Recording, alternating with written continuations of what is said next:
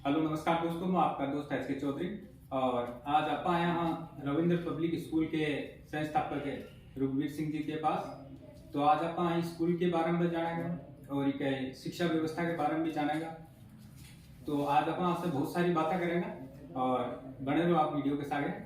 Sir पहले तो बहुत बहुत धन्यवाद कि थे आपको अमूल्यवान टाइम दियो। तो सबसे पहले तो सर आप कुछ बताइए अपने बारे में। सर मेरा नाम रघुवीर सिंह और गांव नेत्रवास। ये मेरी जन्मभूमि भी है और ये मेरी कर्म भूमि भी है।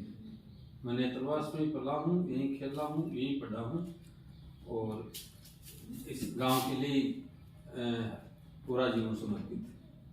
तो सर जैसे कि आपने जब ये विद्यालय जो शुरू किया तो सर आपके दिमाग में ये स्कूल ही शुरू करने या स्कूल ही बनाने का विचार क्यों आया? आपने क्या सोच के सोचा कि मुझे स्कूल ही बनानी चाहिए? नहीं, उस समय गांव की जो शिक्षा की स्थिति थी वो अच्छी नहीं थी और मेरे कुछ साथी थे। तो एक दिन हम हमारे गांव के पूर्व सरपंच साहब किशन सिंह जी ढाका के मकान पे बैठे थे। तो वहां पर बातचीत चल रही थी कि गांव का विकास कैसे हो। तो कहा कि विकास के लिए सबसे बड़ी जो सीढ़ी है वो है शिक्षा जी। तो क्यों ना अपन गांव में शिक्षा का स्तर है वो सुधारे।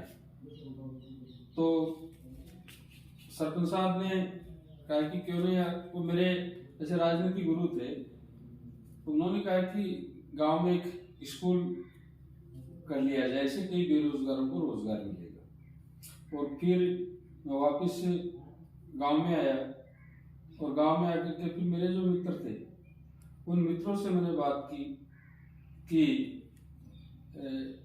इस गांव की शिक्षा को सुधारने के लिए भी क्या करना चाहिए।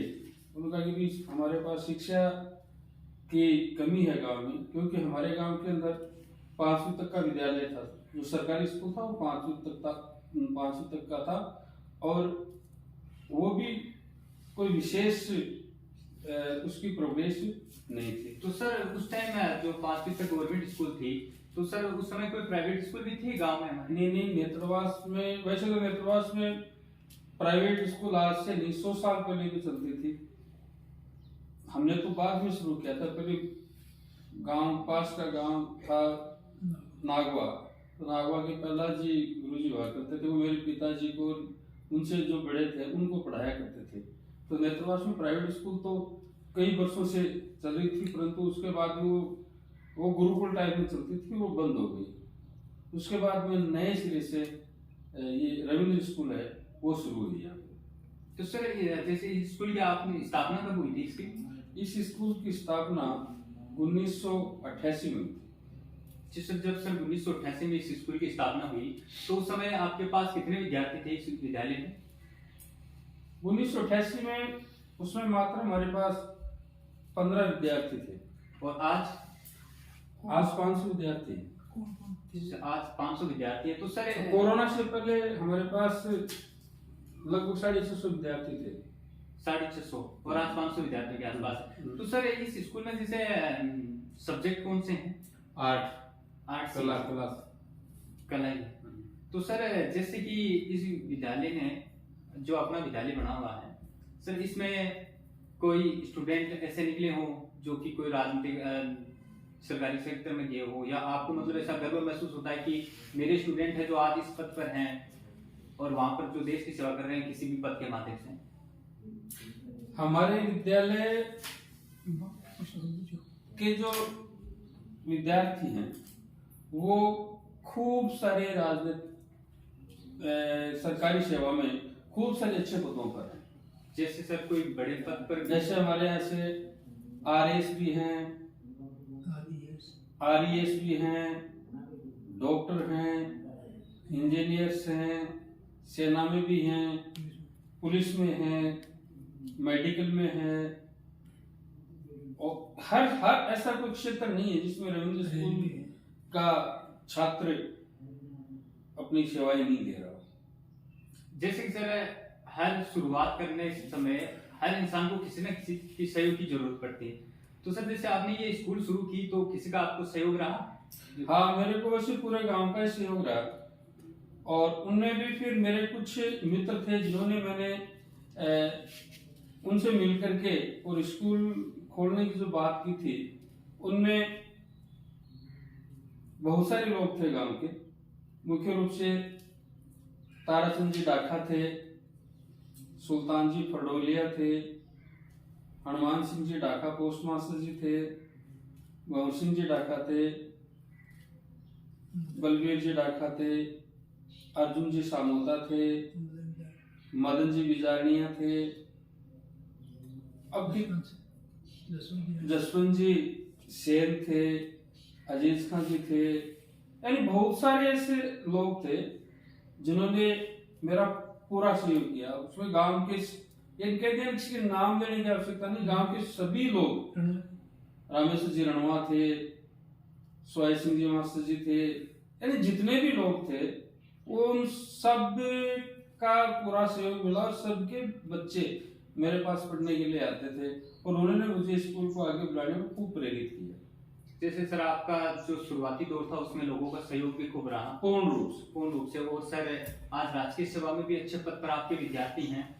तो सर जैसे राजकीय सेवा में हैं, आपके कोई ऐसे विद्यार्थी जो राजनीति में भी हैं? हाँ, राजकीय सेवा में तो हमारे जैसे इमरान है पठान, वो तहसीलदार है, डॉक्टर वीरेंद्र डॉक्टर है।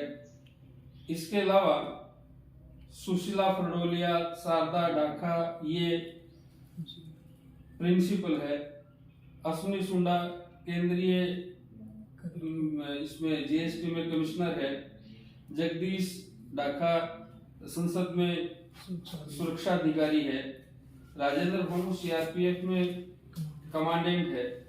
इसके अलावा 15 से अधिक हम व्याख्याता है, करीब 10 के लगभग MBBS और BHMS में है अध्ययनरत है। इसके अलावा बैंक में ऐसा कोई सेक्टर नहीं है जिसमें हमारे विद्यार्थी न हो।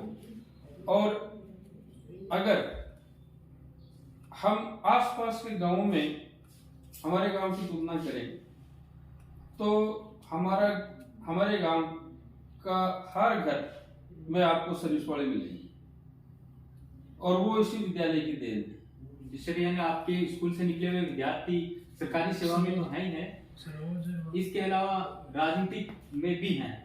हाँ, राजनीति में भी है, ऐसी बात नहीं।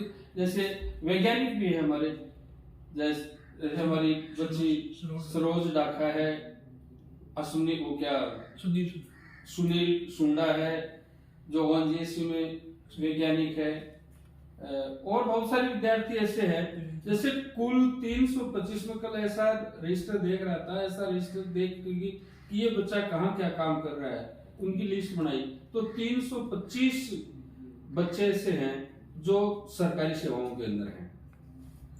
जी सर, और सर जैसे सरकारी सेवाओं में है आपके स्टूडेंट और कुछ स्टूडेंट आपने कहा कि राजनीतिक पद पर भी हैं, तो इसमें सर आपका जो राजनीतिक पद में भी हैं आपके स्टूडेंट और राजकीय सेवा में भी हैं आपके स्टूडेंट, तो सर शिक्षा में अच्छा योगदान है आपका। जैसे सर कोई खेल क्षेत्र में भी आपकी विचार? तो मैं आपको राजनीति के क्षेत्र में बताऊं कि वर्तमान में जो ग्राम पंचायत नेत्रवास के जो सरपंच साहब हैं देवेंद्र डाका जी, वो पहली से 12 तक यही विद्यार्थी रहे। फिर पास में घुमाड़ा गांव है, उसका रामचंद्र सुंडा, वो भी हमारा 6वीं से लेके 12वीं तक का स्टूडेंट रहा। जैसे सुरेश डाका जो SFI का SK कॉलेज का छात्र नेता था, वो भी हमारा स्टूडेंट रहा। इसके अलावा ओम प्रकाश बिजानिया, वो भी हमारा स्टूडेंट रहा। तो इस प्रकार से बहुत सारे जो आज है वो राजनीतिक क्षेत्र में भी अपना पूरा वर्चस्व रखते हैं, और शिक्षा के क्षेत्र में जैसे मैंने आपको नाम अब अनगिनत मतलब 300 बच्चे हैं, 325 बच्चे हैं, और सब के सब अच्छे अच्छे पदों पे हैं। जैसे सर शिक्षा में भी अच्छे हैं, राजनीतिक में भी हैं आपके कुछ स्टूडेंट। जैसे सर आपकी संस्थान में कोई खेल क्षेत्र में भी कोई? हाँ, खेल क्षेत्र में भी हमने अच्छा योगदान दिया है। हमारे बच्चे जो क्रिकेट के अंदर नेशनल में खेले हैं, जिसमें बबलू पठान है, किशन भास्कर है, बनवारी है, ये क्या नाम हरफूल, यानी खूब सारे ऐसे बच्चे हैं वो नेशनल तक पहुंचे हैं।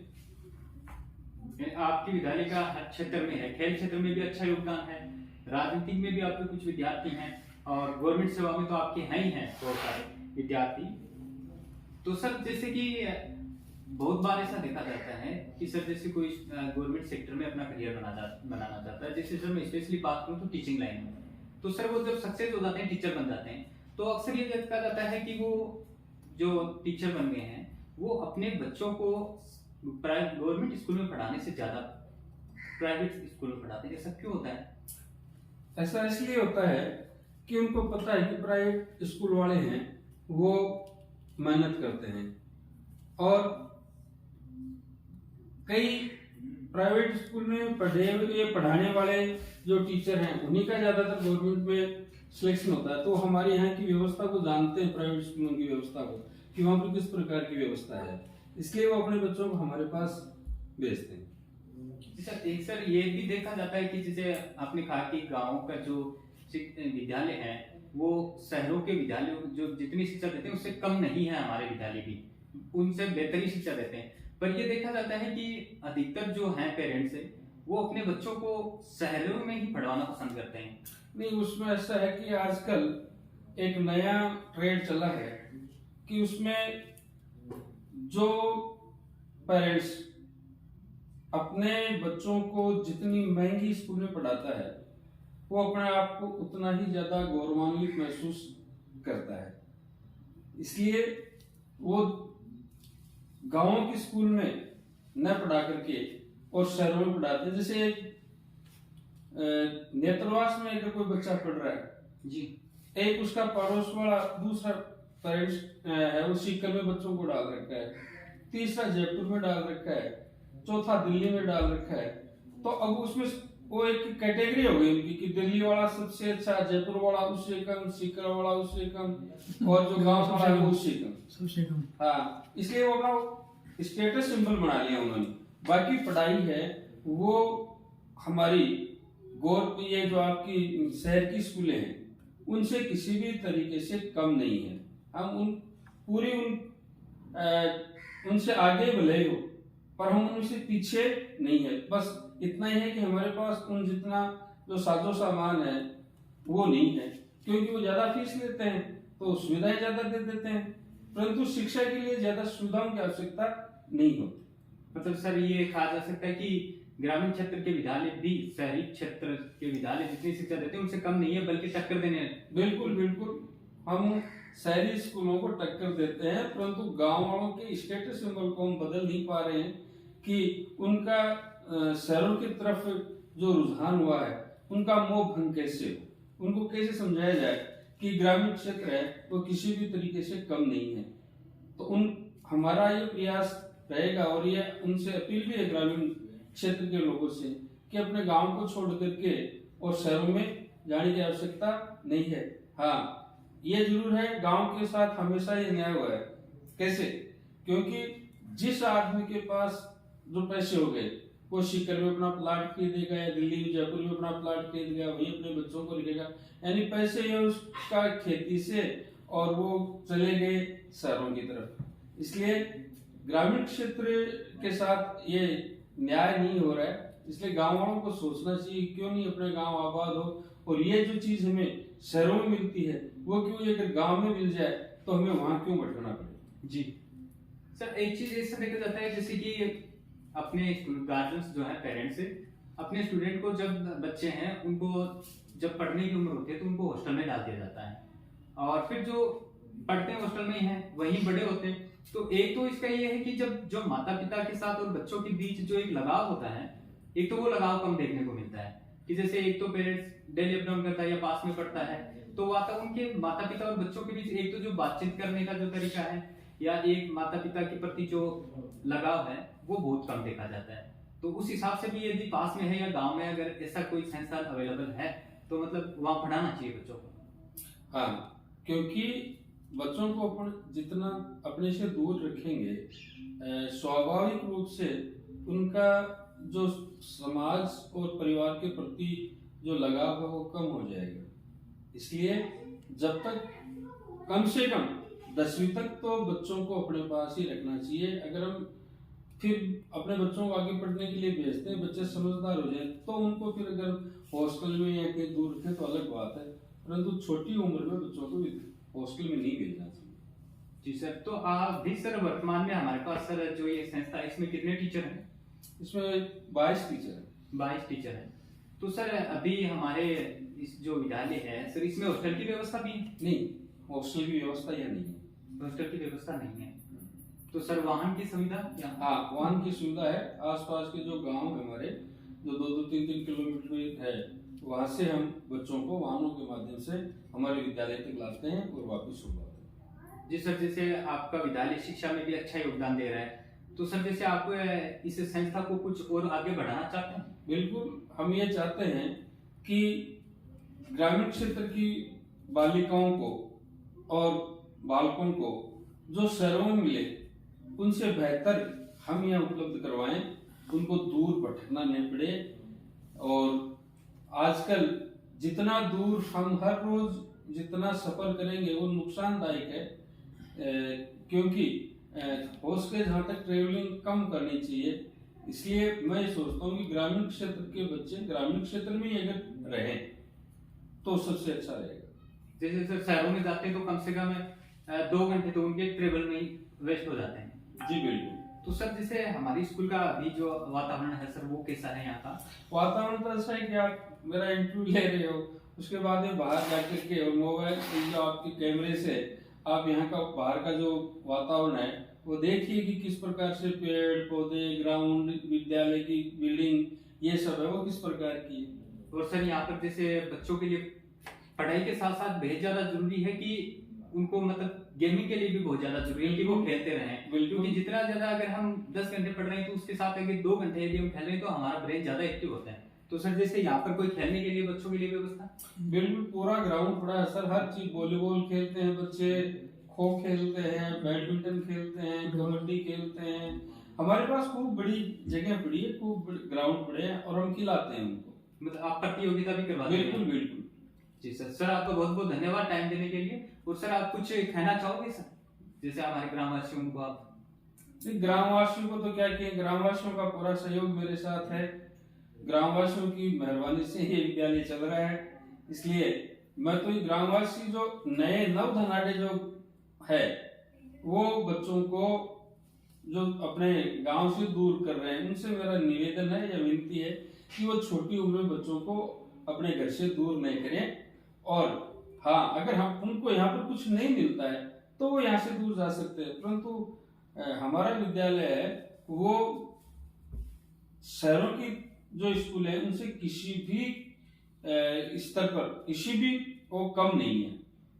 हम है वो पूरा, क्योंकि शहरी क्षेत्र के अंदर जो विद्यालय चल रहे हैं उनमें पढ़ाने के लिए बाहर गांव से बच्चे जाते हैं, टीचर सब यहीं से जाते हैं और वो टीचर हमारे पास पढ़ाते हैं, तो वहां पर वो कोई ज्यादा कहाँ से दे देंगे। परंतु गांव का है वो, मैंने कहा ना भी आपको कि ये स्टेटस सिंबल हो गया उनका जी, कि एक समाज में प्रतिष्ठा पाने के लिए वो क्या करते हैं कि अपने बच्चों को अपने से दूर शहरों की तरफ भेजते हैं कि वहां पढ़ने से समाज में हमारी वो लोकप्रियता बढ़ेगी कि यहाँ फलां का बच्चा वहां पढ़ रहा है। वैसे इसी ग्रामीण क्षेत्र के बच्चे, मैंने भी आपको बताया कि हमारे बच्चे विदेशों में पढ़ रहे हैं। जैसे हमारे प्रियंका बेला नाम की बच्ची है जो 10वीं तक पहली से लेकर के उसके कैटेगरी में शिकायत, आज वो अमेरिका की कैंट यूनिवर्सिटी में फिजिक्स में पीएचडी कर रही है। ऐसे और भी बहुत सारे जो छात्र हैं वो हर क्षेत्र के अंदर हमारा है, वो हमारे विद्यालय का, हमारे गांव का नाम रोशन कर रहे हैं। जैसे सर प्राइवेट सेक्टर में एक सर जो बड़ी स्कूल है, जितनी ज्यादा बड़ी स्कूल उतनी ज्यादा फीस, तो हमारे यहाँ पर जो है स्टूडेंट है सर उनकी क्या फीस लेवल क्या है उनका? ये हमारा फीस लेवल उतना है कि यहाँ के जो गांव ग्रामीण जो है वो उसको आसानी से अफोर्ड कर सकते हैं। और बड़ी जो स्कूलें हैं वो उनको बड़े सपने दिखाती है और बड़ी उनसे फीस लेती है, उनको सुविधाएं भी देती है। परंतु मैंने अभी बताया आपको कि केवल शिक्षा का जो स्तर है वो सुविधाओं से नहीं सुधारा जा सकता। हाँ, सुविधाएं आवश्यक है, परंतु इतनी सुविधाओं की आवश्यकता नहीं है कि बच्चे का शिक्षा के प्रति इससे कोई रुझान बढ़े, ऐसा नहीं है। क्योंकि बड़े उसमें गुरुकुल हुआ करते थे, उसमें इस प्रकार की चीजें थी नहीं। और वो आज से हमारे से आज से 500 वर्ष पहले वो बड़े विद्वान हुआ करते थे जी। तो शिक्षा में सुविधाओं की आवश्यकता नहीं होती, बस उसको जो छात्र है उसको पढ़ाया कैसे जाए उसकी आवश्यकता है। ज्ञान कितना ज्यादा है। तो सर मतलब जो शहरों में शिक्षा मिल रही है या जो शिक्षा का लेवल है वो कम पैसों में और अच्छी शिक्षा, उनके बराबर की शिक्षा मतलब गांव में जो विद्यालय हैं वो दे सकते हैं और मतलब दे भी रहे हैं। जैसे आपका विद्यालय है, आपने कहा कि जो शहरों में है जितनी बड़ी ज्यादा स्कूल है फीस उतनी ज्यादा है, जितनी वो शिक्षा दे रहे हैं उतनी शिक्षा हम भी दे रहे हैं और उनका जो फीस लेवल है वो हाई है, हमारा जो है वो अफोर्डेबल है। जितना मतलब ग्रामीण जो क्षेत्र के लोग हैं वो जिसमें जितना अफोर्ड कर सकते हैं उतनी आपकी शिक्षा लेवल है। हाँ जी, तो मतलब कि जितनी ज्यादा बड़ी है उतनी ज्यादा शिक्षा है, लेकिन शिक्षकों के लिए मतलब ज्यादा जरूरी ये है कि वहाँ का माहौल कैसा है, वहाँ के इन्वायरमेंट कैसा है। मतलब सिर्फ उतनी ज्यादा सुविधाएं मैटर नहीं करती कि सुविधाओं से नहीं होता कि सुविधाएं कितनी है उसके हिसाब से, लेकिन आजकल का नजरिया ये है कि जैसे जितनी ज्यादा सुविधाएं हैं वहां पर लोग ज्यादा भेजना, और ये स्वाभाविक भी है कि जितना शहरों के अंदर जो सुविधाएं हैं स्कूलों के अंदर वो गांव में नहीं हो सकती। लेकिन मतलब आपका मत है कि जो सुविधाएं जो शिक्षा शहर दे रहा है, शहरी स्कूल, वो इस स्कूल में भी मिल सकती है। हाँ, उनसे बेहतर दे रहे हैं, कम नहीं है किसी भी कीमत में। शहर क्षेत्र में बच्चे का सर्वांगीण विकास ग्रामीण क्षेत्र में ही होता है। ग्रामीण, और फीस भी कम है। फीस भी कम है और इसके अलावा सिर्फ वो अकेली जो शिक्षा है उससे कुछ नहीं, इसके अलावा ये भी है कि हम उन बच्चों में संस्कार भी दें। जी, संस्कार है वो ज्यादा वैल्यू रखते हैं और संस्कार है वो गांव में मिलते हैं। जी सर, शहर की बजाय। शहर की बजाय। जी सर, आपका टाइम देने के लिए बहुत बहुत धन्यवाद सर। धन्यवाद।